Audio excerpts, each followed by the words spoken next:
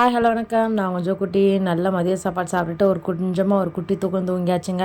அதுக்கப்புறம் பிள்ளைகளுக்கு ஈவினிங் ஒரு பால் ஆற்றி கொடுத்துட்டு மாவாங்க கிளம்பியாச்சுங்க. மாவாங்க பக்கத்து வீட்டு பிள்ளைகளும் சேர்ந்து நானும் வரேன் அப்படின்னாங்க. சரி 4 குட்டீஸையும் கூப்பிட்டுட்டு கிளம்பியாச்சு. ஒருத்தன் மட்டும் என் இடுப்பில் உட்காந்துருப்பாரு. அவருக்கு 1.5 வயசு தானே ஆகுது குட்டி பையனுக்கு, என் மகனுக்கு. அதனால் 3 பேரும் நடந்து போயிட்டு இருந்தாங்களா, வீடியோ எடுக்கிறனோ அப்படியே திரும்ப போஸாக கொடுத்துட்டு இருந்தாங்க.